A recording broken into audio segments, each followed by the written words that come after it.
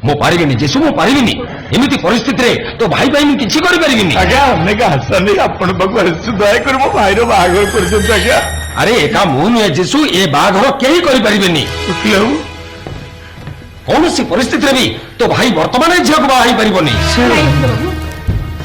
ଆପଣ ସେମିତି କୁହନ୍ତୁନି। ଏବେ ବାହାଘର ନ ହେଇପାରିଲେ ସବୁ ଓଲଟପାଲଟ ହେଇଯିବ। ମୋ ଜଗନ୍ନାଥ ଆଶା ଆଶାରେ ରହିଯିବ। ଛୁଆମାନଙ୍କ ଇଚ୍ଛା ପୂରଣ ହେଇପାରିବନି। ଦୟା କରନ୍ତୁ ଆଜ୍ଞା, ଦୟା କରନ୍ତୁ ମୋ ଭାଇର ବାହାଘର ଟିକେ କରିଦିଅନ୍ତୁ। ଯେସୁ, ଯେତେ ଚେଷ୍ଟା କଲେ ବି କିଛି ଲାଭ ମିଳିବନି। ଜୁଲି ଜଗନଙ୍କ ଉଭୟଙ୍କ ବୟସ ଏବେ 20 ବର୍ଷ। ଆମ ଭାରତୀୟ ଆଇନ ଅନୁସାରେ ବାହାଘର ପାଇଁ ଝିଅର ବୟସ 18 ବର୍ଷ ଆଉ ପୁଅର ବୟସ 21 ହେବା ନିହାତି ଦରକାର। ହଁ, ଜୁଲି ପାଇଁ କିଛି ଅସୁବିଧା ନାହିଁ। ହେଲେ ଜଗନକୁ 21 ବର୍ଷ ହବା ପାଇଁ ଆଉ 4 ମାସ ବାକି ଅଛି। ସେ 4 ମାସ ତାକୁ ଅପେକ୍ଷା କରିବାକୁ ପଡିବ। 4 ମାସ ନୁହେଁ ସାର୍, 4 ଘଣ୍ଟା ବି ମୁଁ ଅପେକ୍ଷା କରିପାରିବିନି। ସେ 4 ଘଣ୍ଟା ଭିତରେ ମୋ ଡାଡି ନିଶ୍ଚୟ ମତେ ଆଉ ଜଣଙ୍କ ସାଙ୍ଗରେ ବାହାଘର କରିଦେବେ। ଆଉ ଜଣକୁ ବାହାଇ ମୁଁ 4 ମିନିଟ୍ ବଞ୍ଚି ପାରିବିନି ସାର୍। ମୁଁ ବାଧ୍ୟ ହୋଇ ଆତ୍ମହତ୍ୟା କରିଦେବି। ଜୁଲିର କିଛି ହେଇଗଲେ ଏ ଜଗନ ଆପେ ଆପେ ମରିଯିବ ସାର୍। ଜୁଲିକି ଛାଡି ଜଗନ ଘଣ୍ଟାଏ ସେକେଣ୍ଡ ବି ବଞ୍ଚି ପାରିବନି। ଦୟା କରନ୍ତୁ ଆଜ୍ଞା, ଦୟା କରନ୍ତୁ। ଯାହାକୁ ଆଖି ନ ମୁଁ ଦେଖିପାରେନି, ଏମାନଙ୍କ ମରଣ ମୁଁ ନିଜ ଆଖିରେ ଦେଖିବି କେମିତି? ମାଇ ଗଡ୍, କି ସମସ୍ୟାରେ ତୁ ମତେ ପକେଇଲୁ ଯେସୁ। ଏ ଆଡଭୋକେଟ ଅମ୍ବୁଜ ପଟ୍ଟନାୟକ ତା ଜୀବନରେ କେତେ ବଡ ବଡ ସମସ୍ୟାର ସମାଧାନ କରିଛି, ହେଲେ ଏ ସମସ୍ୟା ମୋ ବୁଦ୍ଧି ବଳା କରିଦେଉଛି। ଦିଟା ଜୀବନ ପାଇଁ ଆପଣ ଆଇନ କାନୁନକୁ ବଳି ଦିଅନ୍ତୁ ସାର୍। ବେଆଇନ ଭାବରେ ଆମ ବାହାଘର ଏବେ ଏଇଠି ସାରି ଦିଅନ୍ତୁ। ଇନ୍ଦ୍ରଜିତ ସାମନ୍ତକୁ ତୁ ଚିହ୍ନୁ ଜଗନ? 10ଟା ଆଡଭୋକେଟ ଯେତିକି ଆଇନ କାନୁନ ଜଣା ନାହିଁ, ତାଠୁ ବେଶୀ ଇନ୍ଦ୍ରଜିତ ସାମନ୍ତ ଜାଣିଛି। ତା ସହିତ ଚ୍ୟାଲେଞ୍ଜ କଲେ ମୋ ଲାଇଫଟା ସ୍ପଏଲ୍ ହେଇଯିବ। ଏମିତି ଏକ ଘଟଣା ପାଇଁ ମୋ ଜୀବନରେ ଦୁର୍ଘଟଣା ଆସୁ, ତମମାନେ କଣ ୟା ଚାଲ? ଆତ୍ମହତ୍ୟା କରିଦିଅନ୍ତୁ ଆଦିଟା,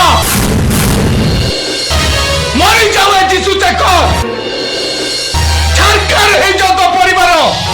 ହେଲେ ମୁଁ ଆପଣଙ୍କର କିଛି କ୍ଷତି କରିବିନି ଆଜ୍ଞା, କିଛି କ୍ଷତି କରିବିନି। ଚାଲେ ଜଗନ, ଖାଲି ମଣିଷ ନୁହେଁ, ଭାଗ୍ୟ ଓ ଭଗବାନ ତମ ରାସ୍ତାରେ କଣ୍ଟା ହେଇ ଛିଡା ହେଇଛନ୍ତି। ଆରେ ଚାଲ, ଆଉ ଠିଆ ହେଇନ କାହିଁକି? ଆସ ଯିବା, ଆସ। ହଁ ଜଗନ, ଭୁଲି ଯାଅ ତମ ଭଲ ପାଇବା, ପାଶୁରି ଦିଅ ତମ ପଛ କଥା। ଅଲଗା ଅଲଗା ରାସ୍ତାରେ ଚାଲିଯାଅ ତମେ ମାନେ, ଯେମିତି ଏ ଜୀବନରେ ତମ 2 ଜଣଙ୍କର ଦେଖା ନ ହଉ, ଦେଖା ନ ହଉ, ତମର ଦେଖା ନ ହଉ। ଚାଲ ଜୁଲି, ତମେ ଶୀଘ୍ର ଯାଇ ବେଦୀରେ ବସ। ତମ ବାପା ବାଛିଥିବା ଡାକ୍ତର ବରବେଶରେ ତମ ଘରେ ପହଞ୍ଚିଯିବେଣି। ଶୁଭ ସହନ ହିଁ ତମ ଅପେକ୍ଷାରେ ଥିବ।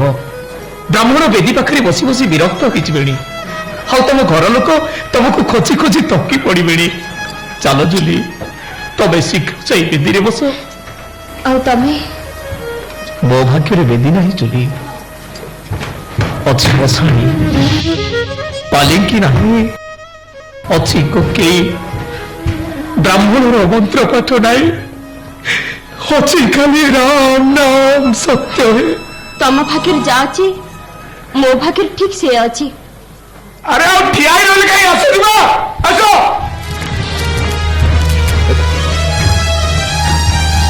ଶୁଣ ଯୀଶୁ, ଶୁଣ, ସମସ୍ୟା ସମାଧାନର ରାସ୍ତା ମତେ ମିଳିଗଲା।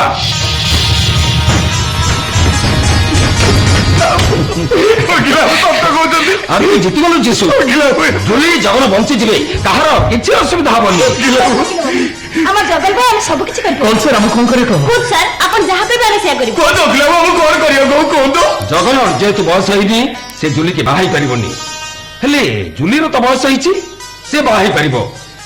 ତେଣୁ କାନୁନ କାଗଜ ପତ୍ରରେ ଯୀଶୁ ଜୁଲିକି ବାହା ହବ। ଆପଣ କଣ କହୁଛନ୍ତି? ଚିନ୍ତା କରି କହୁଛନ୍ତି ତ? ହଁ ଯୀଶୁ, ମୁଁ ଠିକ ଚିନ୍ତା କରି କହୁଛି, ସମସ୍ତଙ୍କ ମଙ୍ଗଳ ପାଇଁ କହୁଛି। କଣ ମଙ୍ଗଳ କଥା କହୁଛନ୍ତି? ମୋ ବଡ ଭାଇ ହେଇ ମୋ ସାନ ଭାଇ ପ୍ରେମିକାକୁ ବାହା ହେବି। କାଲି ସକାଳେ ଏ କରିଛି ସାନ ବୋହୂ ହେଇଥାନ୍ତା, ତାକୁ ନେଇ ମୁଁ ସଂସାର କରିବି। ଏ କଥା ଆପଣ ଭାବି ପାରିଲେ କେମିତି? ଓକିଲ ବାବୁ, ଆପଣ ଭୁଲି ଯାଉଛନ୍ତି, ମୁଁ ହଉଛି ତାଙ୍କ ସ୍ତ୍ରୀ। ମୁଁ ଜାଣିଛି, କଥାଟା ଶୁଣୁ ଶୁଣୁ ତମେ ନିଶ୍ଚୟ ମତେ ଭୁଲ ବୁଝିବ। ହେଲେ ମୁଁ ତ କହୁନି ଯୀଶୁ ଜୁଲିକି ସାରା ଜୀବନ ବାହା ହେଇ ରହୁ। ଜଗନକୁ 21 ବର୍ଷ ହବା ଯାଏ 4 ମାସ ପାଇଁ, ମାତ୍ର 4 ମାସ ପାଇଁ ଯୀଶୁ ଜୁଲିକି କେବଳ କୋର୍ଟର କାଗଜ ପତ୍ରରେ ବାହା ହବ। ତାର ମିଛ ସ୍ୱାମୀ ହବ। तापर जीशु जुली की छाड़पत्र दब शेष पुणी जगन सहित जुली बाहाघर हो this is only legal protection for Julie. हाँ सर आप ठीक कहते मात्र 4 मास कोर्ट कागज पत्र मो भाई जुली की बाहा हाँ सर कोर्ट कागज पत्र रे मु केवल 4 मास पे जीशु भाई को स्त्री हेबी मो किंतु 4 सेकंड पाई तमारो स्वामी हेई परिबिनी। अरे काहे के हेई परिबुनी एथरे तो असुविधा कोन आपण जाई पर नाती मो बड़ भाई आई मो सानो भाई प्रेमिका को बाहाबी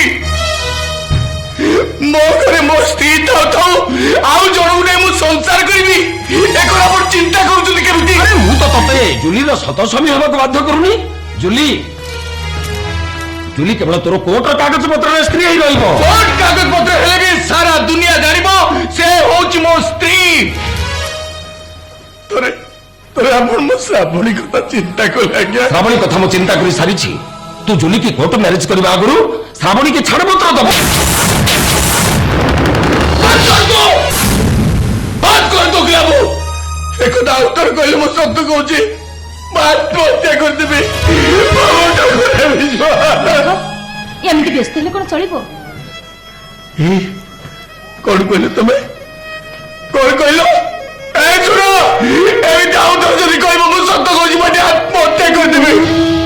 छी एमती पागलाम करंती आम जगन को स्वार्थ पाई आमे कण आम संपर्क को 4 मास पे कागज कलम रे तुटी दे परिबेनी 4 मास 4 घंटा पर सरी जीवो तमे पुणी मोर ही जीवो। हे श्रावणी हे अरे तमे मोरी तो नाउ कोन ए देवटा तम रक्त मांस रे गढ़ा नाउ कोतरे तयारी निज दियर को जत्ते भल पाइले भी तारी मंगल पाई तमे तुम स्वामी केमिति आउ जन को दान कर दउछ नाइ ओकलाबो नाइ ओ पारे न ओकलाबो ओ पारे बिनी मोर आपण ए प्रस्ताव ता आउ का को दियंतु 4 मास पाई से मो छुआ माग पाई मिछ स्वामी हे जाओ से 4 मास मिछ स्वामी रु से जदी सारा जीवन पाई तो छुआ मारा सत स्वामी हे जाए तो भाई रो विश्वास रे से जदी विष भरी दिए तम मानक सहित प्रतारणा करी से जदी डिवोर्स पेपर रे साइन न करे ता परर परिस्थिति कौन हो तू चिंता कर पारछु तो ना शांति बंची पारिबो तो छुआ मां ना जीवन रखिबो तो सानो भाई ये मानक मरण तू निज आंखें देखि पारिबो तो राजी हेछो भाई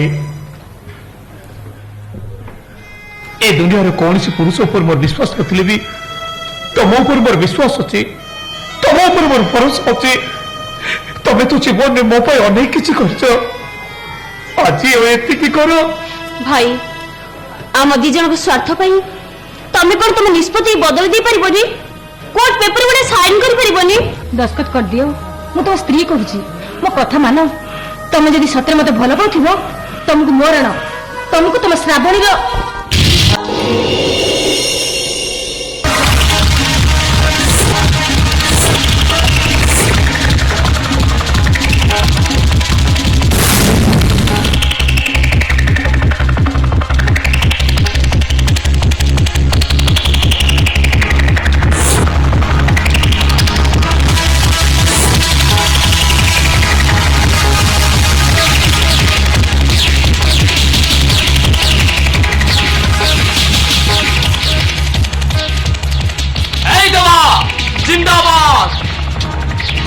शंकर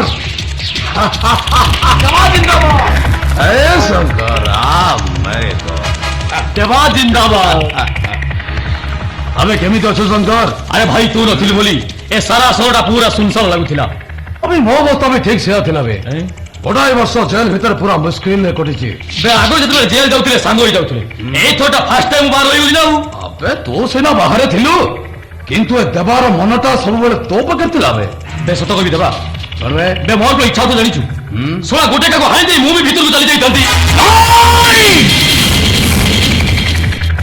ओड़ा हड़ी काम तोर नवे से कामटा मोर आहा को केते बेले खलास करिया को पड़िबो तू मते कहिबू सोला को खलास कर देबी बे खलास करबा अछि तो आगो से सोला खलास कर जे तो जेल पठी मोटे पूरा गोठी वर्ष अलग कर दीची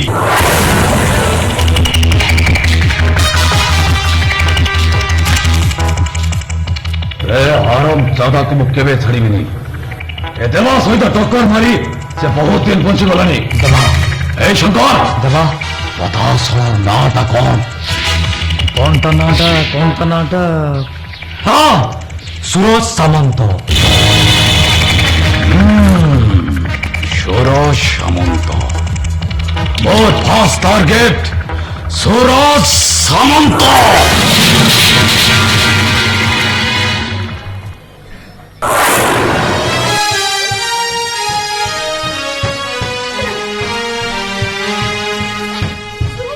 ସୁରଜ ମୁଁ ତମକୁ ହାତ ଯୋଡ଼ି ତ ମତେ ଭୁଲିଯାଅ ସୁରତ ବୋଲି ଗୋଟେ ପୁଅ ତମେ ଭଲ ପାଉଥିଲ। ଭୁଲିଯାଅ ତମେ ତାକୁ ବାବା କଥା ଦେଇଥିଲ। ଭୁଲିଯିବା ପାଇଁ ତ ମୁଁ ଭଲ ପାଇନଥିଲି, ଛାଡ଼ିଦେବା ପାଇଁ ତ କଥା ଦେଇନଥିଲି। ତମେ ମୋ ନିରାଶ ମନରେ ସ୍ୱପ୍ନ ଭରି ଦେଇଥିଲ, ସାମନ୍ତ ବଂଶର ବୋହୂ ହେବା ପାଇଁ ଆଶା ଦେଇଥିଲ। ସାମନ୍ତ ବଂଶର ବୋହୂ ହେବା ଏତେ ସହଜ ନୁହଁ ଗୌରୀ। ବୋହୂ ବେଶରେ ତମ ପାଦ ଆମ ଅଗଣାରେ ପଡ଼ିବା ପୂର୍ବରୁ ତମ ଆଗରେ କଣ୍ଟାରେ ଗାଲିଛି ବିଛା ହେଇଥିବ। ମୁଣ୍ଡରେ ଓଢ଼ଣା ଦେଇ ଆମ ଛାତ ତଳେ ଠିଆ ହେବା ପୂର୍ବରୁ ତମ ମୁଣ୍ଡ ଉପରେ 100ଟା ଖଣ୍ଡା ଝୁଲୁଥିବ। ମୁଁ ମରିବି ପଛେ, ହେଲେ ମୁହୂର୍ତ୍ତକ ପାଇଁ ହଉ ପଛେ ମୁଁ ତମ ହାତର ମଙ୍ଗଳସୂତ୍ର ପିନ୍ଧିବି। ଗୌରୀ? ମୁଁ ତମ ଘରର ବୋହୂ ହେବି। ଗୌରୀ ମୁଁ ତମକୁ କଣ କହି ବୁଝେଇବି? କିଛି ବୁଝେଇବା ଦରକାର ନାହିଁ। ତମେ ଖାଲି ମତେ ଏତିକି କୁହ, ତମ ଡାଡିକି ଯେ ତମର ଏତେ ଭୟ ଥିଲା, ତାହେଲେ ମତେ ଭଲ ପାଉଥିଲ କାହିଁକି?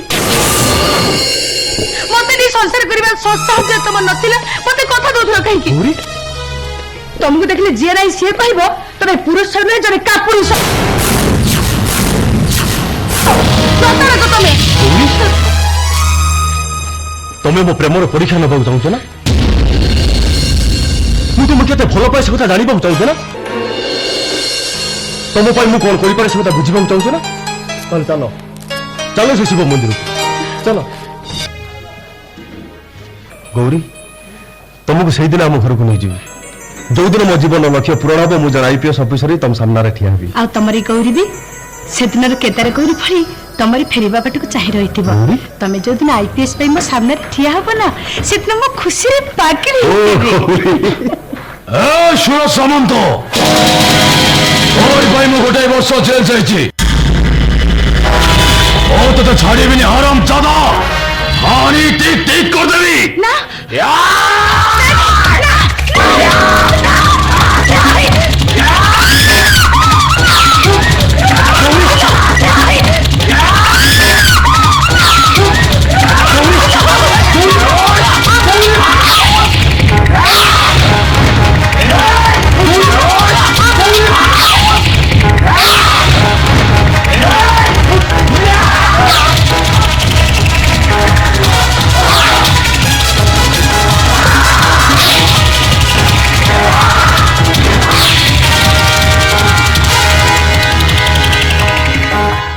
କୁଆଡେ ଗଲା ଲେଡି କନେଷ୍ଟବଳ ଟା? ଇନ୍ସପେକ୍ଟର ବାସୁଆ ବନ୍ଧୁକୁ ପୁଣି ଦେଖାନ୍ତି ଛାଡ଼ିବିନି, ଫଟେଇ ଦେବି। ଲିଙ୍ଗେଶ୍ୱରୀ ଲିଙ୍ଗେଶ୍ୱରୀ ଲିଙ୍ଗେଶ୍ୱରୀ ସାର୍ ବେ ତୁ ଲିଙ୍ଗେଶ୍ୱରୀ, ବେ ତୁ ଲିଙ୍ଗେଶ୍ୱରୀ। ଡାକିଲି ଲିଙ୍ଗେଶ୍ୱରୀ ଆସିଲା ଡମ୍ବରୁ। ଲିଙ୍ଗେଶ୍ୱରୀ କାଇଁ? ସାର୍ ସିଏ ଆପଣଙ୍କ ପାଇଁ 3x ରମରେ ପେପ୍ସି ପଞ୍ଚ କରୁଛି। ଫଟେଇ ଦେବି। ଏତେ ସମୟ ଧରି କଣ ପହଞ୍ଚ କରୁଛି ଭାଇ? ଗ୍ଲାସ ପଞ୍ଚ କରିବା ଭିତରେ ତ 1.5 ଘଣ୍ଟା ଗଲାଣି। 4 ଗ୍ଲାସ ପଞ୍ଚ କଲେ କଣ ରାତି ପାହିଯିବ? ଯା ତାକୁ ଡାକି ଦେ। ସାର୍ ଯା।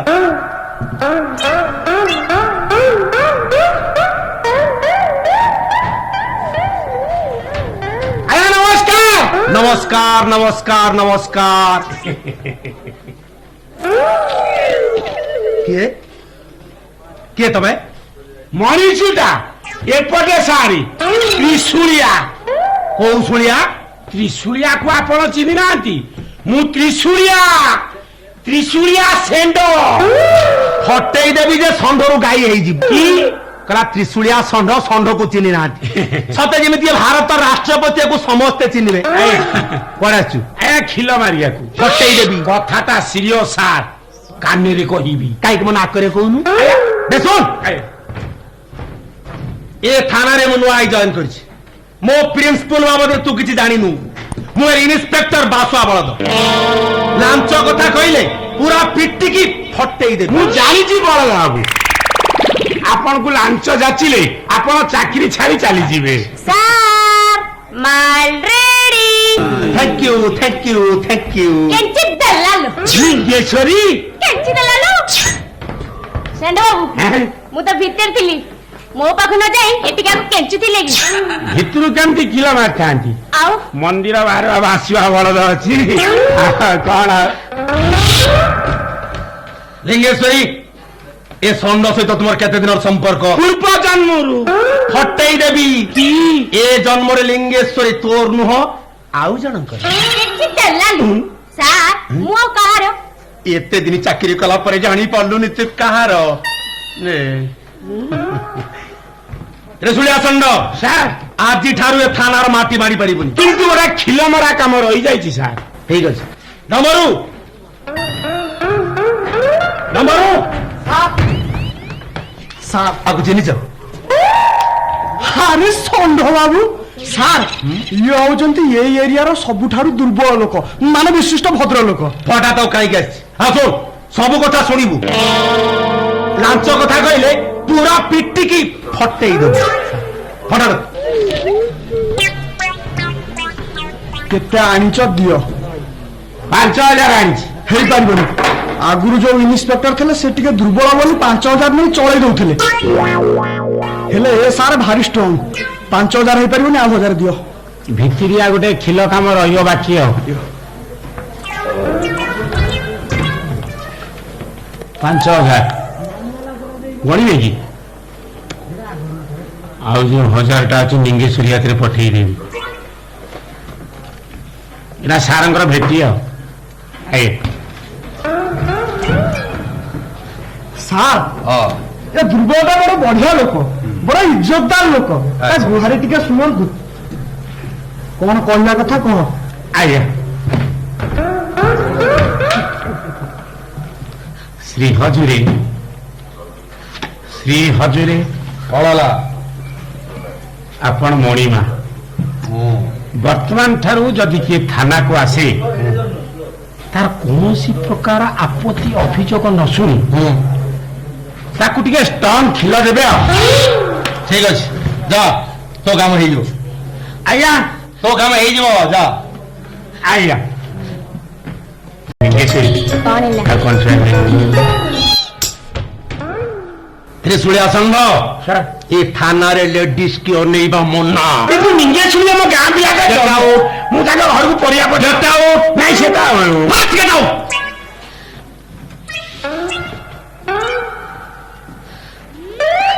ଆରେ ବାକି ପଇସାଟା ନିଙ୍ଗେଶ୍ୱରୀ ହାତରେ ନାଇଁ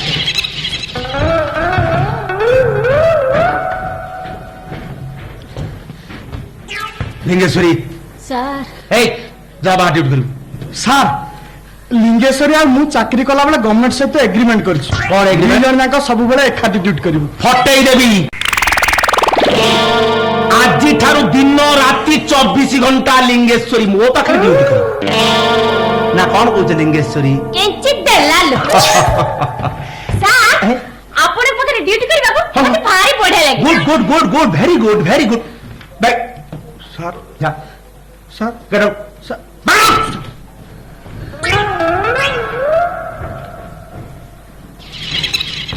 লিঙ্গেশ্বরী ସାର୍ ତମେ ଆଜି ବହୁତ ସୁନ୍ଦର ଦେଖାଯାଉଛ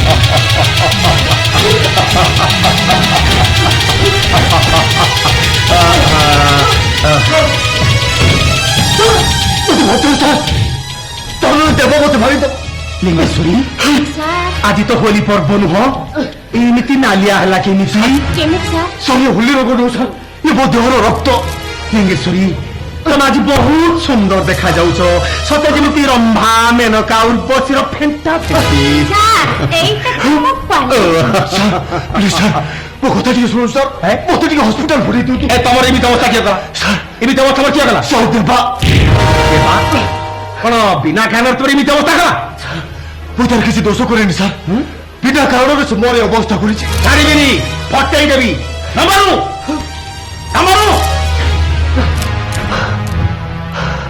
ସାର୍ ଟସ୍ ପଡିଲାଣି ହଁ ସାର୍ ହଁ। ରାଉଣ୍ଡ ଅପରେ ଟସ୍ ଜିତିଗଲା good good good very good very good very good ହେଲା କଣ ସାର୍ ପାକିସ୍ତାନ ଉପରେ ବି ଆକ୍ଟିଂ ଛାଡ଼ି ଦେଇଛି। ଓହୋ ସେ ନନସେନ୍ସ କ୍ୟାପ୍ଟେନ ହବା ପାଇଁ ସମ୍ପୂର୍ଣ୍ଣ ଅଯୋଗ୍ୟ। ଟସ୍ ଜିତିଲା ପରେ ପାକିସ୍ତାନକୁ ବ୍ୟାଟିଂ ଛାଡ଼ିଦେଲା। ସାର୍ ଟିଭିରେ କ୍ରିକେଟ ମ୍ୟାଚ ଦେଖିବାକୁ ମନଟା ମୋର କେଞ୍ଚି ଦେଲାନି। କ୍ରିକେଟ ପ୍ରେମୀ ପୋଲିସଟା ତ ଆଉ? ସାର୍ ଟିଭିରେ ମ୍ୟାଚ ଆରମ୍ଭ ହେଇଗଲାଣି, ମୁଁ ଯାଉଛି ମ୍ୟାଚ। ସାର୍ ଆରେ ଟିକେ ଅନାନ୍ତୁ, ମୁଁ ବି ତାଙ୍କ ସାଥିରେ ଚାଲିଲି।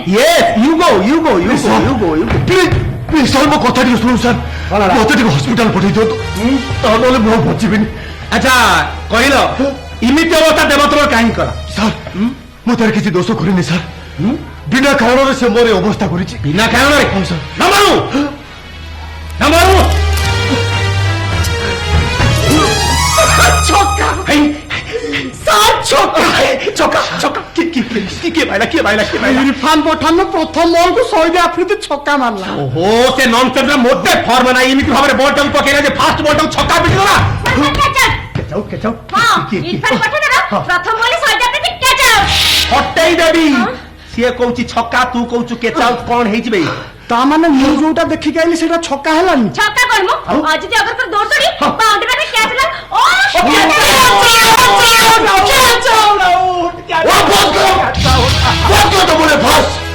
ଅଧଘଣ୍ଟା ହେଲା ମୁଁ ଯନ୍ତ୍ରଣାରେ ଛଟପଟ ହେଇ କହୁଛି ଦେବା ମତେ ଛୁରୀ ମାରି ଦେଇଛି, ମତେ ଟିକେ ହସ୍ପିଟାଲ ପଠେଇ ଦିଅନ୍ତୁ। ମୋ କଥା ନ ଶୁଣି ଏଠି କ୍ରିକେଟ ନ୍ୟୁଜ ଶୁଣୁଛନ୍ତି, ମଜା କରୁଛନ୍ତି। କାହିଁକି ଭିଜୁଛନ୍ତି ପୋଲିସ ଭର୍ତ୍ତି, ଓହ୍ଲେଇ ଦିଅନ୍ତୁ ପୋଲିସ ଭର୍ତ୍ତି। ଇନ୍ସପେକ୍ଟର ବାସ ବେଳକୁ ପୁଣି ଦେଖାନ୍ତି ମୋହନ ପୁଣି ଜମା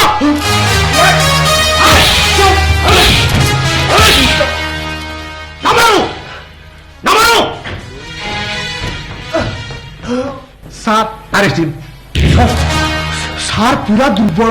ଆରେଷ୍ଟ କର, ଥାନା ବୁଲି ଚାଲ।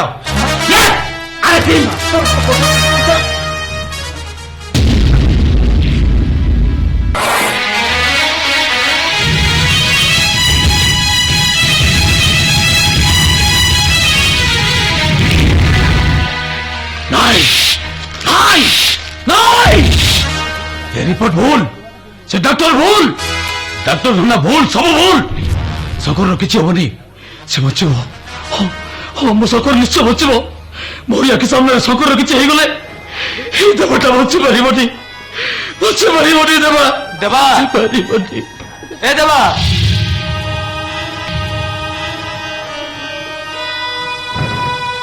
ଦେବା। ଆରେ ତୁ ଏଇଠି ବସିଛୁ, ଅଥଚ ଏତେ ଡାକୁଛୁ, ମୋ ଡାକର ଜବାବ ବି ଦଉନୁ। ଆରେ ତୋର କଣ ହେଇଛି? କିଛି ନୁହେଁ। ଡକ୍ଟର କଣ ରିପୋର୍ଟ ଦେଲେ? ଡକ୍ଟର ରିପୋର୍ଟ ଦେଇଛନ୍ତି ତୁ ଖୁବ୍ ଶୀଘ୍ର ଭଲ ହେଇଯିବୁ। ମିଛ କହିଲୁ। ଆବେ ସତ କହ, ମୋର କଣ ହେଇଛି? ଆବେ ସତ କହ। আবে কোন তো সত্য কইবি, কোন তো শুনবে। দেবা আবে তো হার্ট অপারেশন নহলে তো বঞ্চিবনি বে, মরিଯିব তো। ମୋ ହାର୍ଟ ଅପରେସନ ପାଇଁ କେତେ ଟଙ୍କା ଦରକାର ହେବ ଦେବା? 3 লক্ষ। 3 ଲକ୍ଷ? ନେଇ ଦେବା। ଆରେ ମୋର ଅପରେସନ ଦରକାର ନାହିଁ, ଏତେ ଟଙ୍କା ମୁଁ କୋଉଠୁ ପାଇବି? তাহলে তুই কোন মরিবি? আমি মরিবি, মরি যা। আবে এবে এইটু তো মরি যা। আর কিছু দিন পরে এই দেবাটা বি মরিଯିବ বে। ଏଇ ଦେବା। ଆରେ ଭାଇ ତୁ ଏମିତି କଣ କହୁଛୁ? ଦେବା ଆରେ ତୁ ଏମିତି କଣ କହୁଛୁ? আবে ମୁଁ ଗୋଟେ ମୁଁ ବସିଛି, ତୁ ତ ମରିବା କଥା କହିପାରିଲୁ କେମିତି ବେ? ଦେବା আবে ମୁଁ ଗୋଟେ ବାଷ୍ଟାର୍ଡ, ତୁ ବି ଗୋଟେ ବାଷ୍ଟାର୍ଡ। ମୋ ଛଡା ତୋର କେହି ନାହାନ୍ତି, ତୋ ଛଡା ବି ମୋର କେହି ନାହାନ୍ତି।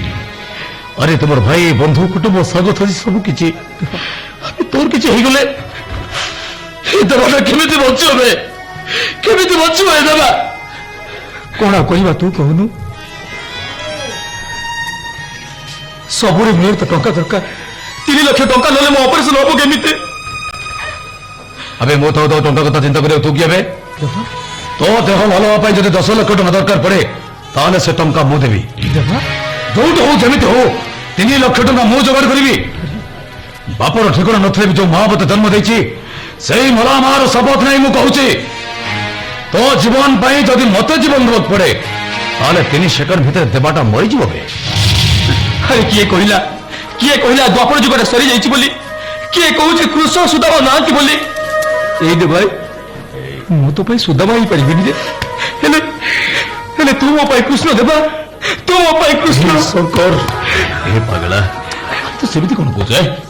ଆରେ ମୁଁ ବଞ୍ଚିଛି, ତୁ ତୁ ଘରେ କଥା ଭାବିପାରୁଛୁ କେମିତି ଦେବ ଶୁଣ ତୁ ଯା ଶୋଇବୁ 3 ଦିନ ଭିତରେ ଯଦି 3 ଲକ୍ଷ ଟଙ୍କା ମୁଁ ଯୋଗାଡ଼ ନ କରିଛି ତାହେଲେ ଦେବାଟା ତତେ କେବେ ମୁହଁ ଦେଖେଇବନି ଦେବା ଯା ତୁ ଯା ରେଷ୍ଟ ନେବୁ ଟଙ୍କା କଥା ମୁଁ ଚିନ୍ତା କରିବି ହେଲା ଯା ଆରେ ଯା ନା କଣ କରିବି ବର୍ତ୍ତମାନ କଣ କରିବି ମୁଁ ଆଣିବି 3 ଲକ୍ଷ ଟଙ୍କା ଏତେ କମ ସମୟ ଭିତରେ 3 ଲକ୍ଷ ଟଙ୍କା ମତେ ଦବ କିଏ 3 ଲକ୍ଷ ଟଙ୍କା ବଦଳରେ ଶଙ୍କର ଆୟୁଷ ହେ ଭଗବାନ କଣ କଲେ 3 ଲକ୍ଷ ଟଙ୍କା ମୋ ହାତକୁ ଆସିବ ଏତେ କମ ସମୟ ମଧ୍ୟରେ 3 ଲକ୍ଷ ଟଙ୍କା ମତେ ଦବ କିଏ 3 ଲକ୍ଷ ନୁହେଁ 9 ଲକ୍ଷ ଦେବି ଆପଣ କିଏ ଇନ୍ଦ୍ରଜିତ ସାମନ୍ତ ମୋର ଗୋଟେ ଛୋଟିଆ କାମ କରିପାରିଲେ ଆଡଭାନ୍ସ ଆକାରରେ ମୁଁ 3 ଲକ୍ଷ ଦେବି ଠିକ ଅଛି କାମଟା କଣ କୁହନ୍ତୁ କାମଟା ଅବଶ୍ୟ ଡେଞ୍ଜରସ୍ ନୁହେଁ ନୀତିଦିନିଆ ଧନ୍ଦା ଭିତରୁ ଗୋଟାଏ କାମଟା ଯେତେ ଡେଞ୍ଜରିୟସ୍ ହେଲେ ବି ଦେବା ହାତରୁ କେବେ ପଳେଇଯିବନି କାମଟା କଣ କୁହନ୍ତୁ ମର୍ଡର ନା କିଡନାପ ସେ ଦୁଇଟାକୁ ଗୋଟା ଦିନ ନୁହେଁ ତତେ ଗୋଟା ଝିଅକୁ ରେପ୍ କରିବା ପାଇଁ ପଡିବ ଇଂରାଜୀ ସାମନ୍ତ ସାହବ ଏ ଦୁନିଆ ଜାଣିତେ ଦେବା ସବୁ କିଛି କରିପାରେ ହେଲେ କୌଣସି ଝିଅ ଉପରେ ସେ କେବେ ନଜର ପକାଏନି ରେପ୍ କରିବା ତ ଦୂରର କଥା ଆଜି ପର୍ଯ୍ୟନ୍ତ କୋ ଝିଅର ମୁହଁକୁ ଏ ଦେବା ଆଖି ମିଶାଇ ଚାହିଁନି ଯିଏ ଧନ୍ଦା করে ତା ପାଖରେ ସବୁ ସମାନ ଜୀବନ ନବା ଆଉ ଇଜ୍ଜତ ନବା ସେ ଗୋଟାଏ କଥା ଏ ସାହବ ଏ ଦେବା ହାର୍ଟଲେସ୍ ହେଇପାରେ କିନ୍ତୁ କ୍ୟାରେକ୍ଟରଲେସ୍ ନୁହଁ ଭଲ করে ଚିନ୍ତା করে ଦେବା ବାହାରେ ଥାଇବ ସବୁ ଶୁଣିଛି 3 ଲକ୍ଷ ଟଙ୍କା ନହେଲେ ତୋ ସାଙ୍ଗ ଅପରେସନ ହେଇପାରିବ ନାହିଁ ଅପରେସନ ନହେଲେ ତୋ ସାଙ୍ଗଟା ମରିଯିବ ଜୀବନ ସବୁଠାରୁ ନିଜର ଲୋକଟା ସବୁଦିନ ପାଇଁ ଚାଲିଯିବ ତୋ ସାଙ୍ଗର ଶବକୁ ଧରି ତୁ ମଶାଣିକି ଯାଇପାରିବୁ ସାଙ୍ଗ ଶବ ଉପରେ ତୁ ଜୁଇ ଜାଣିପାରିବୁ ମୁଁ ପାରିବିନି ତାହେଲେ ଧ ଏ ଟଙ୍କା ଆଉ ଧ ଏ ଆଡ୍ରେସ୍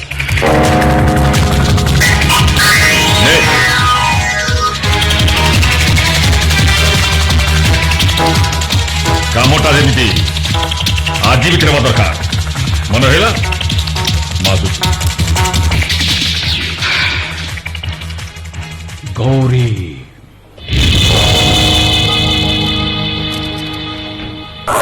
ଆଜିକୁ 3 ଦିନ ହେଇଗଲା ସୁରଜଙ୍କର କିଛି ଖବର ନାହିଁ କୁଆଡେ ଗଲେ କୋଉଠି ରହିଲେ ମୁଁ କିଛି ଜାଣିପାରୁନି ହେ ଠାକୁରେ ତାଙ୍କର ସବୁ ଦୁଃଖ କଷ୍ଟ ମତେ ଦେଇଦିଅ ପ୍ରଭୁ ହେଲେ ସୁରଜଙ୍କର ଯେମିତି କିଛି ନ ହଉ ତାଙ୍କର ହେ ପ୍ରଭୁ ଗୌରୀ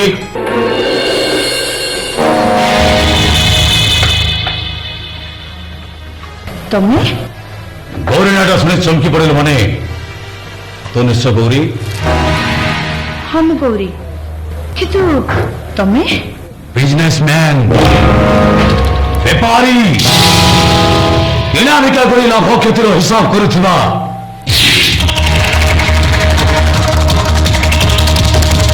ଗୋଟାଏ ପକ୍କା ସନ୍ତାନ